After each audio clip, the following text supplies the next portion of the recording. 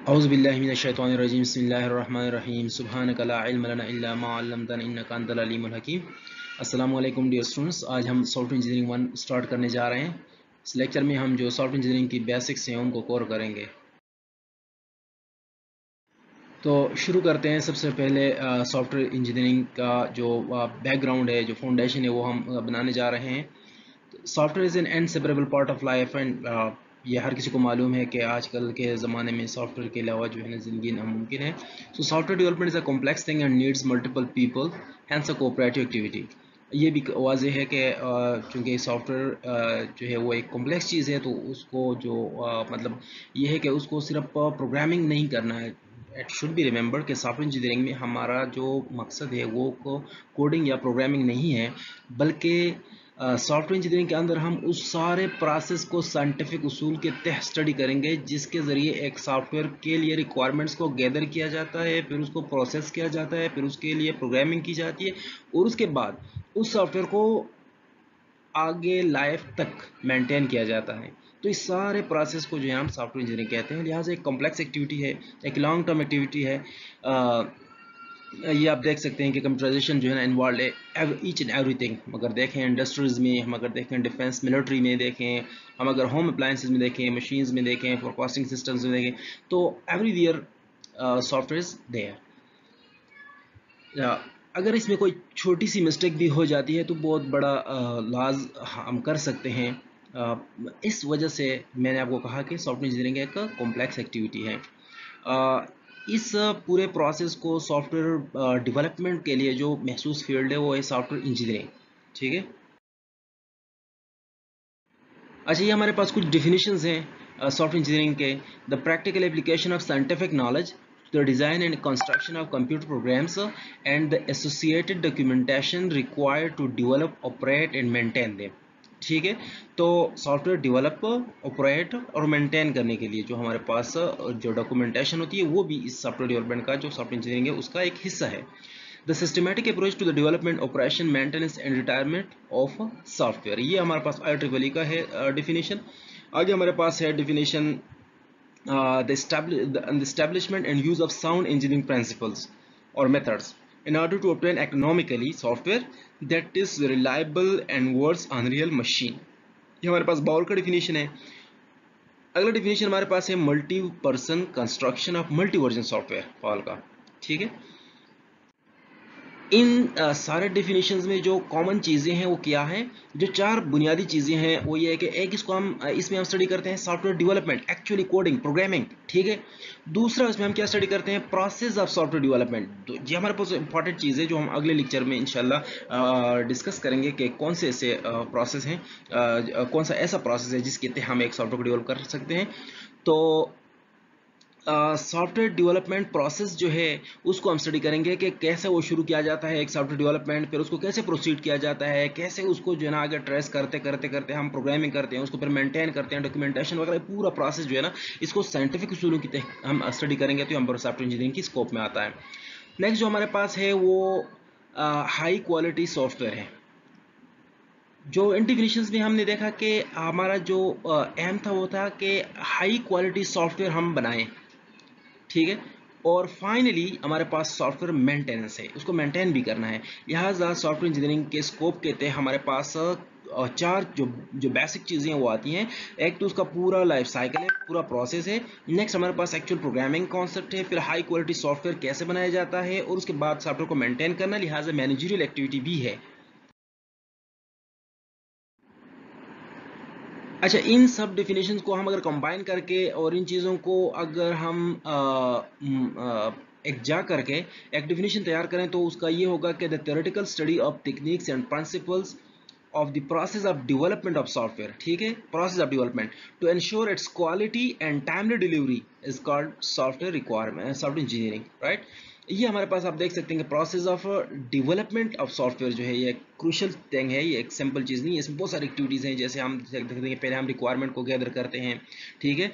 Requirements को हम जब गैदर करते हैं, हम multiple technical and non technical issues से जो ना हमारा वास्ता पड़ता है, उनको हम कैसे एड्रेस करेंगे, कैसे हम रिक्वायरमेंट्स को रिफाइन करेंगे, रिक्वायरमेंट्स हम कैसे निकलवाएंगे, कैसे हम एक्सप्लिसिट और इम्प्लिसिट रिक्वायरमेंट्स जो है ना उनको हम गैदर करेंगे, कैसे हम एक्साइटेड रिक्वायरमेंट्स रिक्वायर्ड वो जो आगे मैं डिस्कस करता हूँ फिर, और functional and non functional requirements को हम कैसे जो है ना डिटरमिन करेंगे, ठीक है। उसके बाद जब हम रिक्वायरमेंट को कलेक्ट कर लेते हैं, उसको फिर डिज़ाइन के ऊपर ले जाते हैं, क्योंकि रिक्वायरमेंट हमारे पास टेक्सचुअल फॉर्म में होता है और हमारे पास एक नथिंग बट मैं कह सकता हूँ डॉक्यूमेंट के फॉर्म में होता है। उसको हमने ले जाना है कंप्यूटर प्रोग्रामिंग के ऊपर, जो बिल्कुल जो है एक साइंटेक्स ओरिएंटेड और एक बहुत कॉम्प्लेक्स लैंग्वेज है। वहाँ पर हमने इस रिक्वायरमेंट को ट्रेस करना है, तो लिहाजा हमारे पास दरमियान में कुछ जर्नी है, और जर्नी क्या है उसको हम मॉडल करेंगे। रिक्वायरमेंट को हम एज सच रिक्वायरमेंट के ऊपर बैठ के कोडिंग नहीं करते, बल्कि रिक्वायरमेंट्स को हम ट्रेस करते हैं कुछ डायग्रामेटिकल फॉर्म्स में, कोई किसी मॉडल्स में। उन मॉडलों को फिर जब बाद में जाके हम क्या करते हैं, कंस्ट्रक्शन पर जाते हैं, कोडिंग पर जाते हैं, और प्रोग्रामिंग लैंग्वेज को सेलेक्ट करके उन मॉडल से हम उनको क्या करते हैं, इंप्लीमेंट करते हैं इस लैंग्वेज में। फाइनली जब हम कर जाते हैं तो उसको डिप्लॉय करते हैं, उसकी इंस्टॉलेशन करते हैं, डॉक्यूमेंटेशन हैंड ओवर करते हैं, कॉन्फ़िगरेशन करते हैं वगैरह, मेंटेनेंस। तो ये सारी चीज़ें हमारे पास ये एक पूरा प्रोसेस है। तो प्रोसेस, इस पूरे प्रोसेस को हम क्या करेंगे, डिस्कस करेंगे। क्वालिटी, क्वालिटी सॉफ्टवेयर क्या होता है, ठीक है। ये हम डिटेल के साथ मल्टीपल फैक्टर्स इन्वॉल्व हैं, और आप देख सकते हैं कि इसमें ये जो क्वालिटी की बात आती है सॉफ्टवेयर की क्वालिटी की, तो ये एक बहुत सब्जेक्टिव चीज़ है, because it depends on the user. User पर डिपेंड करेगा कि यूज़र कितना सेटिस्फाई है। तो यूज़र की सेटिस्फैक्शन चूंकि हमारे पास टोटली एक सब्जेक्टिव मैटर है, दैट इज़ वाई हम कह सकते हैं कि जो सॉफ्टवेयर इंजीनियरिंग की जो क्वालिटी है वो एक सब्जेक्टिव मैटर है। अलबत्ता हमारे पास कुछ ऑब्जेक्टिव मेजर्स भी हैं जिनकी वजह से हम सॉफ्टवेयर क्वालिटी को अश्योर कर सकते हैं। बहरहाल हम आगे इनकी जो सारी डिटेल है वो पढ़ेंगे। ये आप देख,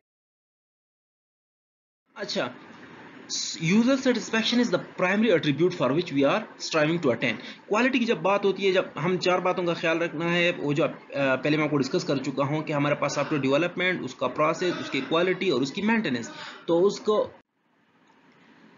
अच्छा, तो हमारे पास जो प्राइमरी जो क्वालिटी का जो एट्रीब्यूट होता है वो यूज़र सेटिस्फैक्शन होता है। कैसे हम लाते हैं उसके लिए, तो इसमें हमारे पास जो रिक्वायरमेंट्स की टाइप हो जाती हैं वो तीन हो जाती हैं। एक एक्चुअल रिक्वायरमेंट्स होती हैं, दूसरा एक्सपेक्टेड रिक्वायरमेंट्स होती हैं, और तीसरी हमारे पास होती हैं एक्साइटेड रिक्वायरमेंट्स, ठीक है। एक्चुअल रिक्वायरमेंट्स क्या होती हैं, जो यूज़र को चाहिए होता है। यूज़र नॉर्मली हमारे पास जो कस्टमर होते हैं वो एक्सपीरियंस नहीं होते, वो हमें जो रिक्वायरमेंट्स देते हैं वो बहुत वही जो कुछ चाहते हैं, लेकिन उसके साथ जो ज़ीली चीज़ें होती हैं, जो उसके साथ अटैच चीज़ें होती हैं, वह तो उनसे भूल जाती हैं, या वो उनको हमें बता नहीं पाते, या उनको वो जो जानबूझ के जो ओमिट कर जाते हैं, जो हमारे लिए उनको करना लाजमी होता है, क्योंकि वो सॉफ्टवेयर उनके बगैर काम नहीं करेगा। फॉर दैट रीज़न जो यूज़र हमें कहेगा कि मुझे ये चाहिए, जो एक सॉफ्टवेयर चाहिए जो ये काम करे, तो वो हमारे पास एक्चुअल रिक्वायरमेंट्स होती हैं, ठीक है। अब हमारे पास एक्सपेक्टेड रिक्वायरमेंट्स क्या होती हैं। अब यूज़र ने जो कहा है, अगर आप उसको बिल्ड करके, उसको कोडिंग करके सॉफ्टवेयर उसको दे दें, तो उसे इतना सेटिस्फाई नहीं होगा। क्यों? क्योंकि उसके पास कुछ एक्सपेक्टेशंस थी सॉफ्टवेयर के, कुछ ऐसे एक्सपेक्टेशन थे जो वो एक्सप्रेस नहीं कर पाया, जो वो बोल नहीं पाया, हालांकि वो जो रिक्वायरमेंट्स जो उसे चाहिए थी वो उसको एक्सपेक्टेड रिक्वायरमेंट्स थी, ठीक है। तो एक्सपेक्टेड रिक्वायरमेंट्स को भी हम जो है ना, ये यूज़र ने हमें एक्सप्लिसिटली बताई नहीं होंगी, लेकिन इनको हम इम्प्लिसिटली जो है ना अपने सॉफ्टवेयर में इन्वॉल्व करेंगे। और फाइनली हमारे पास कुछ एक्साइटेड रिक्वायरमेंट्स होंगी, ऐसे रिक्वायरमेंट्स जो यूज़र की तवक्कुओं से बाहर हो, लेकिन बहुत अच्छी उसमें फीचर्स हो। ऐसे सॉफ्टवेयर में बहुत अच्छी फीचर्स हों जो हम वहाँ पर एम्बेड कर सकें, वहाँ पर हम लगा सकें, तो वो एक्साइटेड रिक्वायरमेंट्स होती हैं। अब इनको अगर हम देखें तो एक्चुअल रिक्वायरमेंट्स को हम अगर पूरा करेंगे तो यूज़र को उसकी सेटिस्फैक्शन लेवल जो है ना इतनी नहीं होगी। अगर उसके साथ हम एक्सपेक्टेड रिक्वायरमेंट्स को भी करेंगे तो यूज़र की सेटिस्फैक्शन लेवल जो है वो हाई होगी, लेकिन उसके साथ अगर हम एक्साइटेड रिक्वायरमेंट्स को भी करेंगे साथ, तो यूज़र की सेटिस्फैक्शन को हम बहुत ज़्यादा बढ़ा सकते हैं। प्रोवाइडेड दैट, यहाँ पर हमारा एक टेक्निकल जो बिजनेस पॉइंट है वो ये है कि एक्साइटेड रिक्वायरमेंट्स को normally second, third, fourth version में जो है ना डिप्लॉय किया जाता है। ऐसा नहीं होता है कि हम एक फुल फ्लेज एक्साइटेड रिक्वायरमेंट से भरा हुआ सॉफ्टवेयर जो है कस्टमर को दे दें। अगर ऐसा हम कर लें तो वन टाइम जो हमारा पास जो बिजनेस के पॉइंट ऑफ व्यू से वन टाइम वो हमें पे कर देगा, और उसके बाद फिर हमारा जो वो कारोबार होगा वो बंद हो जाएगा, क्योंकि आगे हमने उसको सिर्फ मेंटेन करना है। थोड़ा टेक्निकल नॉन टेक्निकल जो इश्यूज होंगे उनको हम तो रिजॉल्व करते जाएंगे, लेकिन हमारे पास कोई उस सॉफ्टवेयर को एनहांस करने के लिए कोई फीचर्स नहीं होंगे, तो इसलिए हम एक्साइटेड रिक्वायरमेंट्स जब लगाते हैं तो उसमें हम ये सोच के लगाते हैं कि कितने लगाएं, कितने ना लगाएं, कहाँ तक लगाएं। ये पूरा जो हमारा बिजनेस प्लानिंग कहते होता है, जो हमारे पास जो टेक्निकल इंजीनियर होते हैं वो हमें बताते हैं कि इनमें एक्साइटेड रिक्वायरमेंट्स किस दर्जे तक लगाने चाहिए। ठीक है,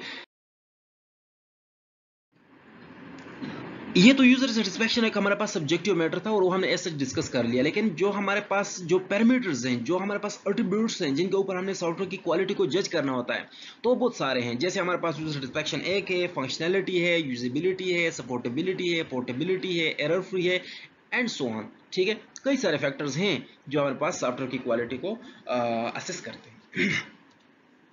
अच्छा, HP जो है हमारे पास, हैवलेट पैकर्ड ने जो हमारे पास इन सब एट्रीब्यूट्स को जो सॉफ्टवेयर क्वालिटी के लिहाज से उनको फर्ब्स में जो एक्रोनियम है फर्ब्स, ठीक है, उसमें इन्होंने एम्बेड किया हुआ है। F means functionality, usability, reliability, performance and supportability. ठीक है, तो ये 5 जो हमारे पास लिखे गए हैं, इनको हम थोड़ा आगे जाके डिटेल से डिस्कस करते हैं कि क्या चीज़ें हैं। फंक्शनलिटी किसे कहते हैं, यूजेबिलिटी किसे कहते हैं, रिलायबिलिटी किसे कहते हैं, परफॉर्मेंस क्या होता है, एंड सपोर्टेबिलिटी क्या चीज़। ये हमारे पास रहा functionality. Functionality includes features and generality, how general is a software is, how extendable it is, how secure it is, how compatible it is, how less constraints it has। अच्छा, functionality का मतलब है कि हमारे सॉफ्टवेयर के features कितने हैं, इसके एट्रीब्यूट्स कितने हैं, इसके जो जो जो ये कौन कौन से काम कर सकता है। ठीक है, एक सॉफ्टवेयर के अंदर जो हमारे पास जितने भी काम होते हैं उन कामों को हम फंक्शनलिटी कहते हैं। ठीक है, अच्छा, उसमें हमारे पास जनरलाइजेशन का कॉन्सेप्ट आ जाता है कि क्या ये सॉफ्टवेयर बहुत ज़्यादा जनरल है या बहुत ज़्यादा स्पेसिफिक है, बहुत ज़्यादा जनरल है या बहुत ज़्यादा स्पेसिफिक है। इसी तरह हमारे पास फॉर एग्जांपल मैं इसका एग्जांपल देता हूँ कि हमारे पास एक्सेल शीट है। ठीक है, अगर हमारे पास एक्सेल शीट ऐसा होता जहां पर सिर्फ न्यूमेरिकल डेटा ही प्रोसेस होता, सिर्फ न्यूमेरिकल डेटा, तो उस सिचुएशन में क्या होता, हम कहते कि यार ये थोड़ा अच्छा नहीं है, इसमें हमारे पास अगर टेक्स्ट होता या हमारे पास में कुछ अकाउंटिंग के जो करेंसी होती हैं वो होता तो अच्छा होता। तो इसीलिए वो हमारे पास स्पेसिफिक सॉफ्टवेयर होता। उसको जनरल अगर हम करते हैं तो मतलब उसमें हम अगर मजीद जनरल करते हैं तो हमने न्यूमेरिकल के साथ टैक्स भी दे दिया है, हमने उसके साथ करेंसी भी दे दी है, हमने कोई अलावा जो चीज़ें वो भी दे दी हैं। अगर हम उसको और एनहांस करना चाहें तो उसमें हम रियल नंबर्स का भी दिया हुआ है। रियल नंबर के साथ अगर हम चाहें तो हम कॉम्प्लेक्स नंबर भी दे सकते हैं। अगर हम बहुत उसको एनहांस करना चाहें तो जनरलाइजेशन जो है एक सॉफ्टवेयर का ये है कि उसमें उसकी जो फीचर्स हैं वो कितनी ज़्यादा कॉम्प्रहेंसिव हैं, मतलब वो कोई लिमिट्स नहीं, उसके कंस्टेंट्स जो है वो लिमिटेड है। आप ऐसा नहीं कर सकते, वैसा नहीं कर सकते, इस तरह के कंस्टेंट लिमिटेड हो तो उसको हम कहते हैं बेस्ट सॉफ्टवेयर है। It says to what extent the software meets functional requirements. अब यहाँ पर जो यूजर की एक्चुअल रिक्वायरमेंट्स थी, क्या उनको हर पॉसिबल एप्लीकेशन और हर पॉसिबल रेमिफिकेशंस जो होती है उनके तहत वो सॉल्व कर रहा है कि नहीं। ठीक है, हर पॉसिबल रेमिफिकेशन एक फीचर के लिए जो है उसको एड्रेस कर रहा है कि नहीं कर रहा। ठीक है, हाउ इम्प्लिसिटली इट मीट्स वो जो एक्चुअल रिक्वायरमेंट्स होती हैं उनको मीट कर रहा है। ये हमारे पास फंक्शनलिटी था। अगला हमारे पास है यूजिबिलिटी। ठीक है, तो यूजिबिलिटी जैसा आपने ह्यूमन कंप्यूटर इंटरेक्शन में HCI में पढ़ा होगा, it is human factor, how user friendly the software is, how easily a novice and inexperienced user can use the software, how conveniently the software maps the user expectations from the commands and the interface। तो ये हमारे पास सारा है usability का कि जो software है वो कितना इजीली यूजिबल है, क्या वो हर किस्म बंदे के लिए यूजिबल है, क्या उसको यूज करने के लिए जो ट्रेनिंग चाहिए वो ज्यादा है या कम है। अगर एक सॉफ्टवेयर को ट्रेन करने के लिए, सॉफ्टवेयर पर किसी आदमी को ट्रेन करने के लिए ज्यादा टाइम लगता है, इसका मतलब है कि वो खुद जो है ना आपको उसकी लर्नेबिलिटी कम है।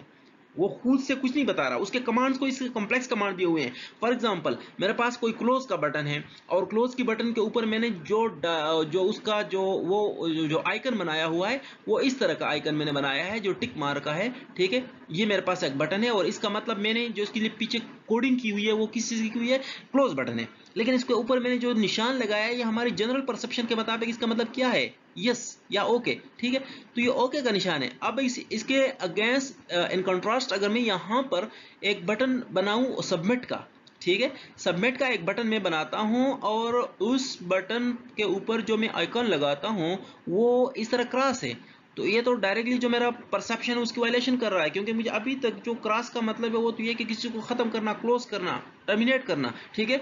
तो यूज़र का फैक्टर जब हम सॉफ्टवेयर में ले आते हैं उसके वजह से हम सॉफ्टवेयर का यूज़र के साथ जो इंटरेक्शन होता है उसको हम यूज़र फ्रेंडली बनाते हैं। It must B general in context of human, ये ह्यूमन के कॉन्टेक्स्ट में जनरल होना चाहिए। क्या मतलब कि उस पर अगर ह्यूमन काम करना चाहिए तो कंस्टेंट इस तरह नहीं होना चाहिए, इतनी ज्यादा कंस्टेंट यूजर पर नहीं कि आप इस तरह नहीं, इस तरह मतलब यूजर को आप कंट्रोल नहीं कर, फुल कंट्रोल में रख सकते। यूजर को आज़ादी देनी है, यूजर को आसानी देनी है। फॉर एग्जांपल मेरे पास एक सॉफ्टवेयर है जो मेडिकल स्टोर के कोई हिसाब किताब करना है, उसमें मेडिकल स्टॉक वहां पर आता है, वहां से कोई डिलीवरीज हो रही हैं, जो ऑर्डर्स आ रहे हैं उन ऑर्डर को फिल करके वहां पर जो माल होता है, स्टॉक होता है, उसको डिलीवर किया जाता है, ठीक है। अब इस किस्म में अगर मैं उसके लिए एक एंड्रॉयड वर्जन भी तैयार करूं, क्योंकि आजकल जो सारे हमारे पास जो मेडिकल रेप होते हैं वो स्मार्ट डिवाइसेस यूज कर रहे होते हैं। अगर मैं हर एक के लिए डेस्कटॉप एप्लीकेशन दे दूं या मैं वेब एप्लीकेशन दे दूं, कंप्यूटर बेस्ड दे दूं, तो फिर उसके लिए ये मसला होगा कि वो उसको इजीली एक्सेस नहीं कर पाएगा। ये मैंने यूजर के लिए कोई कंस्ट्रेंट लगा लिया कि भाई आपने अगर इस पर काम करना है तो कंप्यूटर ला के उसमें इंस्टॉल करके उसके बाद आपने काम करना है, ठीक है। तो इस तरह के कंस्ट्रेंट हमने कम से कम रखने हैं, हमने जनरल करना है, हमने आसानी देनी है, फुल फ्लेज अवेलेबिलिटी जो है ना हमने उस सॉफ्टवेयर की करनी है, तब जाके हम कहेंगे कि आप सॉफ्टवेयर क्वालिटी जो है वो बेहतर है। अच्छा, अगला हमारे पास है रिलायबिलिटी। तो रिलायबिलिटी आप जानते हैं एतमाद को कहते हैं, रिलायंस को कहते हैं, ठीक है। आप कितना रिलाय कर रहे हैं सॉफ्टवेयर पर, क्या आपको सॉफ्टवेयर पर फुल एतमाद है या नहीं है, ठीक है। फॉर एग्जांपल अगर आपको एक कंपनी है और जिस कंपनी में कोई आपको कोई कहे कि भाई लोन किसी को देना है, आप एंटर करें और कोई नंबर वगैरह के इस बंदे को इसकी सैलरी इतनी है, इतने साल उसकी सर्विस की है, उसको जो है ना फंड से 3 लाख रुपए चाहिए, तो वो फ़ौरन आपको जो एक शीट निकाल के दे देगा कि हाँ ये ले लो, लोन दे दो। फिर आपके दिमाग में एक सोच चल रहा होगा कि क्या ये एक्यूरेट होगा या नहीं। तो वो जो आपके दिल में जो झिझक होगी कि क्या इसने जो काम किया ये ठीक होगा या नहीं होगा, ठीक है। इस तरह नहीं होना चाहिए, आपको सॉफ्टवेयर पर फुल रिलायंस होना चाहिए। एक दूसरे कॉन्टेक्स्ट में जो हमारे पास यहाँ पर उसकी फिजिकल एग्जिस्टेंस पर भी हम उसको रिलाई कर सकते हैं, मतलब हमारे पास सॉफ्टवेयर के फेलियर रेट कम हो, उसके एरर रेट कम हो। Mean time to failure, mean time to failure का मतलब ये है कि कितना वक्त ये लेता है फेल होने में, इस करप्ट होने में सॉफ्टवेयर कितना टाइम लेता है, ठीक है, उसको हम कम से कम करेंगे। सेकेंडली हमारे पास मस्ट बी रोबस्ट। रोबस्ट का मतलब क्या है कि अगर हमारे पास एक सॉफ्टवेयर फेल हो जाता है, एक सॉफ्टवेयर हमारे पास सिस्टम हमारे पास फेल हो जाता है, तो उसको रिकवर होने में जो है ना एक तो उसको जो रिकवरी उसकी ना ऑटोमेटिक होनी चाहिए और आपको आसानी से होनी चाहिए, ठीक है, इजीली रिकवरेबल। इसके साथ जो हमारे पास रेजिलेंट कि इसकी रेजिलेंस सेवा होनी ज़्यादा होनी चाहिए। मतलब ये है कि आसानी से वो सिस्टम फेल ना हो। ये नहीं है कि आप थोड़ा सा उस सिस्टम पर कोई बोझ ले आएँ और सॉफ्टवेयर आपका जो है क्रैश कर जाए या आपका सिस्टम हैंग हो जाए और आगे प्रोसेस ना करे। तो इस सिचुएशन में आपके सॉफ्टवेयर को क्या होना चाहिए, रेजिलेंट होना चाहिए, आसानी से फेल ना हो। Failure frequency must be low. Failure frequency ये है कि number of failures per unit time, एक यूनिट टाइम में कितनी बार वो सिस्टम फेल होता है, तो as small as possible. It must be accurate, उसकी एक्यूरेसी हाई होनी चाहिए, जैसे उन्होंने आपको कहा, and stable and results. Result में स्टेबिलिटी का मतलब ये है कि ये ना हो कि एक बार वो एक किस्म का रिजल्ट दे, अगली बार वो कोई और रिजल्ट दे, ठीक है। अगर उसने उसकी कंसिस्टेंसी होनी चाहिए, रिजल्ट्स के ऊपर हमें जो है कंसिस्टेंसी उसने देनी चाहिए। Backup and recovery must be insured. Backup और रिकवरी अगर मैनुअल ना की जाए तो सॉफ्टवेयर में ऑटोमेटिक फैसिलिटी होनी चाहिए। प्रेडिक्टेबिलिटी भी होनी चाहिए। प्रेडिक्टेबिलिटी का मतलब ये है कि हमें सॉफ्टवेयर से ये अंदाज़ा हो जाए कि फ्यूचर में वो कहीं कहाँ पर कौन सी सिचुएशन में फेल हो सकता है। ठीक है, तो इमिनेंट थ्रेट्स जो हैं उनके बारे में, उनकी प्रोबेबिलिटी के बारे में हमें क्या कर सकें, हमें बता सकें और हमें पहले से पेशन गोई कर सके। तो ऐसे इस फीचर को हम कहते हैं कि वो सॉफ्टवेयर हमारे पास रिलायबल होगा। जो अगला हमारे पास पैरामीटर है एचपी का, वो है परफॉर्मेंस।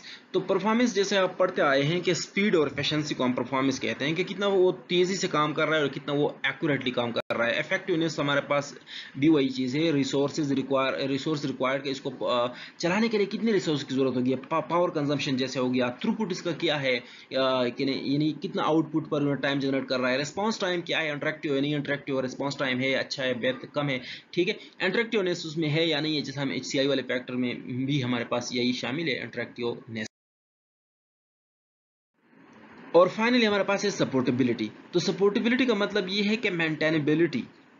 अगर फॉर एग्जांपल आपका करंटली जो टीम है जिसने सॉफ्टवेयर बनाया है, अगर वो सारा के सारा कहीं छोड़ के चला जाए, कल को सॉफ्टवेयर में कोई प्रॉब्लम आ जाए, ठीक है, तो आपको उसकी डॉक्यूमेंट के बेस पर वो प्रॉब्लम को आइडेंटिफाई करना और उसको रिजॉल्व करना, उसकी सलाहियत आप रखते हैं या नहीं रखते।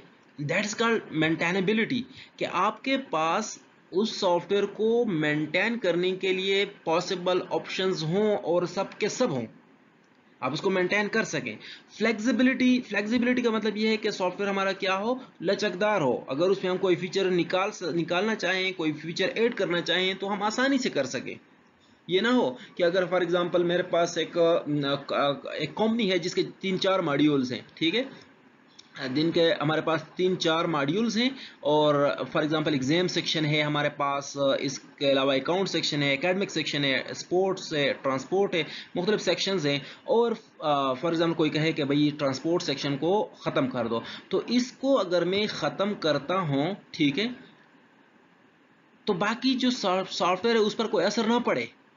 और इसको हम रोबस्टनेस भी कहते हैं, कि रोबस्टनेस यही होता है कि अगर सिस्टम का एक पार्ट फेल हो जाए और उसकी वजह से सारा सिस्टम डाउन ना हो। ठीक है, लेकिन यहाँ फेल की बात नहीं हो रही, यहाँ पर फ्लेक्सिबिलिटी की बात हो रही है कि अगर मैंने कोई एक मॉड्यूल को हटाना है, हटा दो बेशक, उससे बाकी सिस्टम पर कोई असर नहीं पड़ेगा। इसके साथ साथ अगर मैंने कोई एक तीसरा मॉड्यूल यहाँ पर ऐड करना है, फॉर एग्जाम्पल हॉस्टल सिस्टम मैंने यहाँ पर ऐड करना है, लाइब्रेरी सिस्टम मैंने ऐड करना है, तो वो बहुत आसानी से ऐड किया जाए। ऐसा ना हो कि फिर सिरे से मुझे जो है ना पूरा के पूरा कोड फिर से लिखना पड़े, बल्कि एक नेक्स्ट मॉड्यूल मैंने ऐड करना है तो आसानी से मैं ऐड कर सकूं, उसको फ्लेक्सिबिलिटी कहता हूं। रिपेयरेबल ये है कि अगर हमारे पास सिस्टम में कोई फॉल्ट आ जाए तो दैट इज रिकवरेबल, उसको हम कर सकें, उसको हम दोबारा कोडिंग कर सकें। इतना उसको हमने कम्प्लेक्स ना बनाया हो, सिंपल बनाया हो, उसको हमने मॉड्यूल्स में बनाया हो, ताकि हमें पता चल सके कौन सा मॉड्यूल कहाँ पर ख़राब है, जिसको हम रिकवर कर सकें। इसके साथ हमारे पास है एक्सटेंडेबल का वही मतलब है कि अगर हमारे पास सॉफ्टवेयर लिमिटेड है और हम न्यू फीचर उसमें ऐड करना चाहें, तो एग्जिस्टिंग जो कोड है उसको हम टोटली ऑल टुगेदर ख़त्म ना करें, बल्कि उसमें हम क्या करें, उसमें हम एनहांसमेंट कर सकें आसानी से। कॉन्फ़िगरेबिलिटी जो हमारे पास ये है कि उसको हम पॉसिबल जो हर किसी डिवाइस के ऊपर हम इंस्टॉल कर सकें। इसके लिए हमारे पास हार्डवेयर की जो है कंस्ट्रेंट्स है वो कम से कम हो। कैसे कम से कम हो? जैसे मैं आपको ये कहूँ कि फॉर एग्जांपल मैं कहूँ कि ये सॉफ्टवेयर है लेकिन इसके लिए i5 सिस्टम चाहिए होगा, कोर i5 सिस्टम पर चलेगा। अब ये मेरे पास कंस्ट्रेंट जो मैं लगा रहा हूँ ये उसकी कन्फिगरेबिलिटी पर मैं एक क्वेश्चन मार्क लगा रहा हूँ कि यहाँ पर कन्फिगरेशन होगी, यहाँ पर नहीं होगी। ठीक है, कन्फिगरेबिलिटी का मतलब ये है कि मैं हर किस्म सॉफ्टवेयर, हर किस्म ऑपरेटिंग सिस्टम, हर किस्म कंप्यूटर के ऊपर मेरा सॉफ्टवेयर चलता हो। रिमूवेबल का मतलब तो आखिर में आप जानते ही होंगे कि अगर कोई उसे चाहे और रिमूव करे तो उसको रिमूव करने से जो सिस्टम के अदर फीचर्स हैं या पहले से जो कंप्यूटर के जो दूसरे सॉफ्टवेयर हैं उन पर कोई असर ना पड़े, दैट कैन बी इजीली आइसोलेबल। ठीक है, उसको हम आइसोलेट कर सकें। तो ये हमारे पास थे